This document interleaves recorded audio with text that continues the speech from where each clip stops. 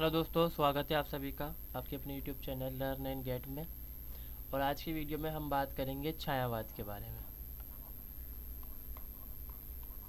छायावाद जो हम देखेंगे हिंदी साहित्य के अंदर, जब हम बात करते हैं हिंदी साहित्य को हम काल खंडों के अंदर बांटते हैं तो ये आधुनिक काल के अंदर आता है। आधुनिक काल को हम कई हिस्सों के अंदर बांटते हैं, फिर आगे चल के उप हिस्सों के अंदर, जिसमें हमने देखा था पिछली बार भारतेंदु काल, मैंने अलग से वीडियो बना रखी है। फिर हरिश्चंद्र काल, ठीक है, भारतेंदु हरिश्चंद्र काल, द्विवेदी काल, प्रगतिवादी काल इनके बाद आएगा। फिर प्रयोगवादी आता है, नए युग की कविता, सठोत्तरी कविता, ये सब हम बात करते हैं। तो ये आधुनिक काल के हिस्से हैं। यहाँ पर आधुनिक काल के अंदर ये सब हिस्से आते हैं और उन्हीं में से एक है छायावाद। तो छायावाद के बारे में इस वीडियो के अंदर हम जानेंगे, उसका जो अर्थ है, परिभाषाएं और विशेषताओं के बारे में जानेंगे हम। तो चलिए देखते हैं क्या है मतलब इसका। तो अगर हम देखें तो छायावाद का सबसे पहले हमें अर्थ जानना चाहिए, मगर यहाँ पर पहले हम ये देखेंगे कि इसकी शुरुआत कहाँ से होती है, आरंभ कहाँ से होता है। आरंभ होता है द्विवेदी युग के बाद 1920 या 1918, इन दोनों के टाइम के बीच में शुरुआत इसकी हो जाती है।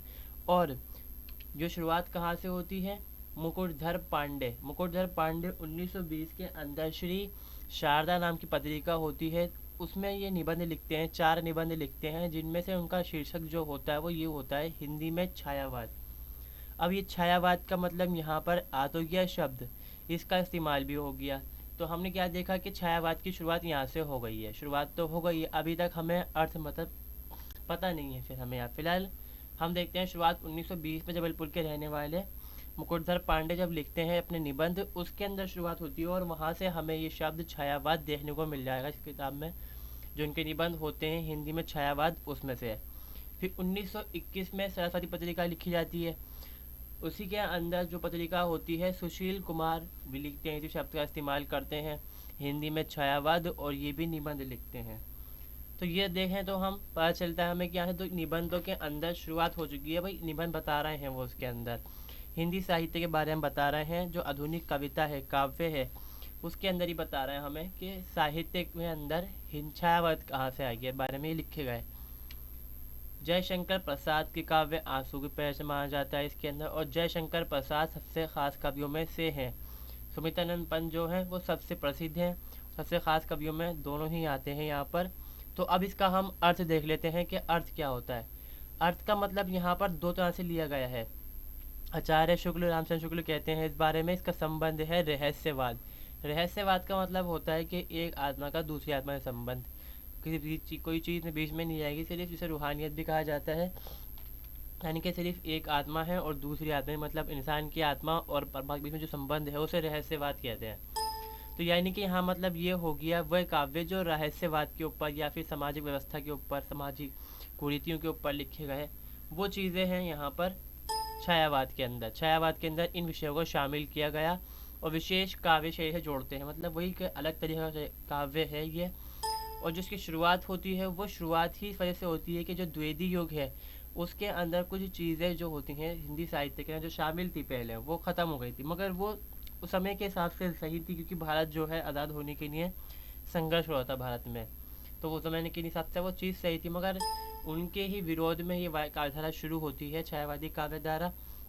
और राम कुमार वर्मा कहते हैं कि इसका मतलब है हास्यवाद, हास्यवाद से मतलब मजाक से, इसका मतलब उससे जोड़ते हैं यहाँ पर। सुमित्रानंद पंत बताया था मैंने आपको, सबसे प्रसिद्ध कवि हैं ये, और जयशंकर प्रसाद भी शामिल इसी में होते हैं। और इनके जो छायावाद को क्या कहा इन्होंने, चित्र भाषा पद्धति, यानी कि आप इसके अंदर जो चित्र हैं, क्योंकि यह हर चीज़ के चित्र खींच डालते हैं उसके अंदर, मतलब उसका एक तरह से नक्शा दिखाते हैं इंसान, कभी हो चाहे कोई प्राकृतिक चीज़ हो तो उसको ये एक तरह से शक्ल में लेकर आ जाते हैं, इसलिए हम इसको कहते हैं चित्रवादी भाषा पद्धति। शुरुआत तो बता दी मैंने आपको, द्विवेदी युग के बाद ही होती है यहाँ पर, और 1918 या 1920 में माना जाता है। और इसमें एक बदलाव खासकर होता है कि जो ब्रिज भाषा है उसके स्थान पर खड़ी बोली का इस्तेमाल शुरू हो जाता है। वह जैसे कि आप जानते होंगे अगर आपने पढ़ा है, तो जैसे द्विवेदी युग के अंदर हुआ था, द्विवेदी युग के अंदर गद्य में और पद काव्य शैली के अंदर दोनों में खड़ी बोली का इस्तेमाल होने लगा था, मगर ब्रिज भाषा फिर भी बाकी थी। अब उस समय जो ब्रिज भाषा थी वो खुद के अंदर ही पूरी की पूरी भाषा थी, मगर इस समय आते आते ये क्या होता है, ये सिर्फ भाषा से हटकर ये बोली बन के रह जाती है, और जो साहित्य की इसकी अहमियत होती है वो धीरे धीरे करके ख़त्म हो जाती है, और आज के वक्त में ये सिर्फ एक बोली है। तो ये ब्रिज भाषा की जगह पर आकर खड़ी हो जाती है, और फिर ब्रिज भाषा जो है वो यहाँ से साफ हो जाती है बिल्कुल। फिर यहाँ पर हम इसके विशेषताओं के बारे में जानेंगे, क्योंकि अब हमने जान लिया है कि इसका अर्थ क्या है और परिभाषा है वो हम देख चुके हैं, तो अब ज़रूरत हो जाती है यहाँ पे परिभाषा के साथ विशेषताओं के बारे में। विशेषताओं को प्रवृत्तियाँ भी कहा जाता है, कई जगहों पे आपको प्रवृत्तियाँ मिलेगा देखने के लिए ये। और तो इस बारे में हम सबसे पहले देखेंगे कि जो आत्म अभिव्यंजन, सबसे पहले जो इसकी प्रवृत्ति है वो है आत्म अभिव्यंजना। इसका मतलब ये है कि उन्होंने जो भी बात कही, उन्होंने अपनी आत्मा, अपनी निजी हित को सामने रख के कही या अपने ऊपर ही कही। इससे पहले क्या था, जैसे हम देखते हैं रीति काल में, तो जो कवि हैं वो किसी और के ऊपर रचना कर रहे हैं, किसी और की बात को बता रहे हैं, व्यक्त कर रहे हैं कहानियों को उसकी। मगर यहाँ पर थोड़ा बदलाव जो खास हो जाता है, बदलाव वो यही है कि ये आत्म अभिव्यंजन है, मतलब इसको हम कहेंगे आत्म अभिव्यक्ति। अपने दिल की बात को, अपनी बात को उन्होंने कोई बात भी कही तो अपने निजी हित में रख के कही और अपने ऊपर ही उन्होंने कहा।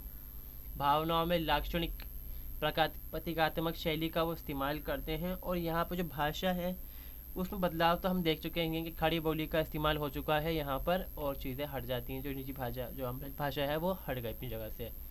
निजी प्रसंगों, घटनाओं, व्यक्तिगत भावनाओं को न्यायवादी कवियों ने काव्य वस्तु बनाया, और ख़ासकर इसमें यही होता है कि जो अपने प्रसंग की घटनाएं जो साथ में हुई वो उसी को लिखते हैं, और अपने सुख दुख हैं, सब चीज़ें हैं, अपनी जो ज़िंदगी है उसको काव्य के अंदर लेके आते हैं और काव्य का रूप देते हैं। इस तरह से जो छायावादी कवि हैं, तो यहाँ पर हम देखेंगे तो वो व्यक्तिवादी हो जाते हैं, मतलब अपनी व्यक्तिगत चीज़ों को लेके आ जाते हैं, और ये भी इसकी एक विशेषता है। अगर हम यहाँ पर देखना चाहें, व्यक्ति व्यक्तिवाद, व्यक्तिवाद भी इसकी एक विशेषताओं में से आता है, और देशभक्ति भी इसमें आएगी, शामिल होती है आगे चल के। फिर आता है सौंदर्य। अब सौंदर्य ये नहीं कि किसी स्त्री का सौंदर्य दिखा रहे हैं या फिर कुछ बता रहे हैं, देश के सौंदर्य के बारे में बता रहे हैं वो, या ऊपरी ऊपरी जो प्रगति है उसके बारे में बता रहे हैं, वो उसकी जो गहराई है उसमें जाके बताते हैं, चीज़ को सूक्ष्मता से बताने की कोशिश करते हैं, और उसको वो काव्य रचना के अंदर लेते हैं, अपनी इस्तेमाल करते हैं। यहाँ पर ज़्यादातर जो इस्तेमाल हुआ है वो सूक्ष्म आंतरिक सौंदर्य का इस्तेमाल किया गया है। सौंदर्य पोशाक, कवियों ने नारी के सौंदर्य को नाना रंगों में दिखाया, मतलब कई रंगों में दिखाया जाएगा इसको, नारी को यहाँ पर। और जो पहले हम देखते हैं रीतिकाल में भोग विलास की वस्तु बना रखा था, मतलब जो राजा थे वो थोड़े हवस वाले थे, तो उन्होंने अपने हिसाब से ही रचनाएं हुआ करती थी उनके हिसाब से। इस समय आके जो नारी है उसको इज्जत मिलने लग जाती है, और बदलाव यहाँ पर होते हैं, तो उसको माँ के रूप में, बहन की, बीवी के रूप में, और ख़ासकर उसको माता के रूप में देखा जाता है, इसमें कुछ श्रद्धा के पात्र माना जाता है। इस बारे में क्या लिखते हैं यहाँ पर हजारी आचार्य, क्या है, नील परिधान बीच सुकुमार, खुल रहा मुकुंद अंध खुला अंग, खिला हो जो बिजली का फल, मेघवत बीच गालबी रंग। तो यहाँ पर जो सौंदर्य है, सौंदर्य का मतलब यहाँ पर सिर्फ यही नहीं है कि प्राकृतिक सौंदर्य हो या नारी सौंदर्य हो, या जो भी हम देख सकते हैं जो सौंदर्य के तरीके होते हैं लिखने के, वो उस तरह से नहीं है। बस फ़र्क इतना है कि ये जो उसकी गहराई है, उसी गहराई के अंदर जाके लिखते हैं, ये दिल की बात को बताते हैं एक तरह से हम यहाँ पर। फिर आता है प्रकृति चित्रण। प्रकृति चित्रण में वही चीज़ है कि हम, जैसे आप जानते होंगे कि जो भाई पहले चला रहा था रीति काल में सिर्फ राजाओं के बारे में, तब तेंदु काल में शामिल हो जाती है चीज़। फिर द्विवेदी युग आता है। द्विवेदी युग के अंदर इतना ज़्यादा ध्यान नहीं दिया जाता, क्योंकि उस समय बात होती है सिर्फ आज़ादी की, कि भारत के साथ जो प्रॉब्लम्स आ रही हैं उनको ये ख़त्म करना चाहते थे, आज़ादी चाहते थे, तो इस चीज़ को साइड में कर दिया गया था। फिर दोबारा लेके आते हैं छायावादी। यही फ़र्क है द्विवेदी युग में और छायावादी युग में, कि आलम्बन युग का भी इस्तेमाल कर रहे हैं ये, उद्दीपन, उद्दीपन उसमें भी यूज़ है, मगर इसका इतना इस्तेमाल जितना होना चाहिए तो इतना नहीं है। फिर जो ख़ास बात है वो मानवीकरण करते हैं। देखिए मैं दिखाता हूँ आपको, जैसे कि उन्होंने क्या कहा, सर काटकती, सर काती पट, खिसकाती लट, शर्माती झट। अब ये प्रगति बारे में बता रहे हैं कि हमारी प्रगति ऐसी है, तो वो इसको एक और तौर पे दिखाना चाह रहे हैं। वे नमित दृष्टि से देखे उरोजों के युग घट, शर्माती है, खिसकाती है, देखती है। तो ये चीज़ें क्या है, प्रकृति है, वो औरत तो नहीं है, मगर वो इसको प्रकृति को एक तरह से मानवीकरण कर डालते हैं। यहाँ पर अगर इसको हम कहें तो मानवीकरण भी इसको हम कह सकते हैं, प्रकृति का मानवीकरण। फिर अगली विशेषता आती है नारी के प्रति नवीन भावना। नवीन भावना में यही है कि जो पहले कामुकता थी, भोग विलास की वस्तु बना रखा था औरत को ज़माने के अंदर, रीति काल में उसको इज्जत दी गई इसके अंदर। और जैसे हम देखते हैं द्विवेदी युग के अंदर भी इसी तरह की चीज़ें बदलाव हुआ था उसमें, कि जो औरत है उसको एक पूज्य वस्तु तरह दिखाया गया। तो यहाँ पर भी वही चीज़ होती है, उसके जो दृष्टिकोण है उसको सम्मान मिलने लग जाता है समाज के अंदर। और जो साहित्य है, काव्य है, उसके अंदर खास कर उसको शामिल किया जाता है। रीतिकाल में भोग विलास या उपभोग की वस्तु माना जाता था औरत को, मगर यहाँ पर आकर के पावन उत्स मानते हुए गरिमा प्रदान की, उनको इज्जत दी। वह दया, क्षमा, करुणा, प्रेम की देवी है, इसलिए उसको देवी की तरह माना जाता है। और उसको एक तरह से ये दिखाते हैं माता के रूप में, ऐसे दिखाते हैं कि श्रद्धा की चीज़ है। फिर अगली विशेषता आती है रहस्यवाद, जिसको हम रूहानियत भी कहते हैं। रहस्यवाद का मतलब यह बताया था मैंने आपको कि इंसान की आत्मा का सीधा संबंध परमात्मा से, बीच में कोई चीज़ नहीं होती उसके अंदर, धर्म वगैरह कुछ चीज़ को नहीं लाते। वो जो संबंध इंसान का आत्मा अल्लाह से है, अपने भगवान से है, वो संबंध होता है इसके अंदर। विशेषताओं में सबसे खास है, आचार्य रामचंद्र शुक्ल ने इसीलिए इसको छायावाद को रहस्यवाद कहा है, क्योंकि जो काव्य में जो सौंदर्यता दिखाई गई है, बताया था मैंने आपको, जो सूक्ष्मता है, बिल्कुल जो बारीकी है, उसका वो इस्तेमाल कर रहे हैं। तो यहाँ पर ये बात हो जाती है कि वो रहस्यवाद के अंदर शामिल हो जाता है। अज्ञात, इसमें एक चीज़ को अगर हम देखेंगे रहस्यवाद के अंदर, अगर कहीं आप पढ़ेंगे तो यही लिखा हुआ मिलेगा, अज्ञात सत्ता में विश्वास। विश्वास इस तरह से भी लिखा हुआ मिलेगा कहीं पर आपको, विशेषताओं में ही आता है ये, अज्ञात सत्ता पे भरोसा, विश्वास। तो अज्ञात सत्ता तो वही है जिसको इंसान ने नहीं देखा, मगर उसको भरोसा है कि कोई चीज़ ऐसी है जो हमारे साथ है, जो हमारी बात को सुन रही है, जो हमारे कर्म को जानती है, फिर हमें उसका हिसाब देगी, बदला मिलेगा, अगर अच्छा करेंगे तो अच्छा होगा। तो यहाँ पर क्या है कि एक वो जानते हुए नहीं देखा उन्होंने फिर भी उसको, क्योंकि नहीं देखा इंसान को, तो वो यहाँ पर जानते ना जानते हुए देखे बिना भी उस पर भरोसा करते हैं और उसकी तारीफ भी कर रहे हैं यहाँ पर वो। आचार्य शुक्ल ने फिर भी इसको कहा था, रामचंद्र शुक्ल ने, कि ये रहस्यवाद है। और डॉक्टर राजकुमार ने बताया था मैंने, छायावाद को मानते ही हैं। जब परमात्मा की छाया आत्मा पर तथा आत्मा की छाया परमात्मा पर पड़ने लगे तो यही छायावाद है। मतलब इंसान की आत्मा और परमात्मा की आत्मा मिल जाती है, जब आपस में एक दूसरे घुल मिल जाए तो उसे हम रहस्यवाद कहते हैं। और यही जो विशेषता है यहाँ पर छायावाद की विशेषता है। फिर आता है वेदना और दुख। वेदना का मतलब यहाँ पर, दुख का मतलब हो गया कि बिछड़ना और पीड़ा। वेदना का मतलब होता है पीड़ा और दुख। क्या हुआ कि भाई जब इसमें जैसे कि हमने देखा द्विवेदी युग के अंदर सिर्फ भारत की बात की जा रही है, सामाजिक व्यवस्था की बात की जा रही है, तो उन्होंने क्या करा, साइड में कर दिया जो औरत आदमी का बीच का संबंध था उसको दिखाना खत्म हो गया। संयोग है, वियोग जो होता है प्रेमी प्रेमिकाओं के बीच, तो ये भी इसलिए की आलोचना करते हुए इसके आखिर में आते हैं लेके वो। और इसलिए क्या दिखाते हैं कि जो संबंध है, संयोग है, वियोग है, पहला संबंध तो ये दिखाते हैं इसके अंदर। फिर ये दूसरी चीज़ दिखाते हैं कि भारत अंग्रेज़ों का गुलाम है, तो कितनी पीड़ा हो रही है हमें, कितना दुख है, वो चीज़ को ये साहित्य के अंदर काव्य में शामिल करते हैं। वेदना निराशा से ही काव्य उपजता है, उसमें वो जो देखते हैं, देखने को जो मिलती है हमें चीज़ें, जिससे कभी एक कवि बन जाता है, जो दुख होता है उसका, वो उस तरह से वो दिखाते हैं इस बारे में। सुमित्रानंद पद ने क्या कहा, वियोगी होगा पहला कवि, जो वियोगी जो बिछड़ चुका होगा पहला कवि है। आज से उपजा होगा गान, उमड़ कर आँखों से चुपचाप बही होगी कविता अनजान। इस बारे में सुमित्रानंद ने पद ने कहा है। फिर आता है स्वतंत्रता प्रेम। अब इसको देशभक्ति भी कहा जा सकता है।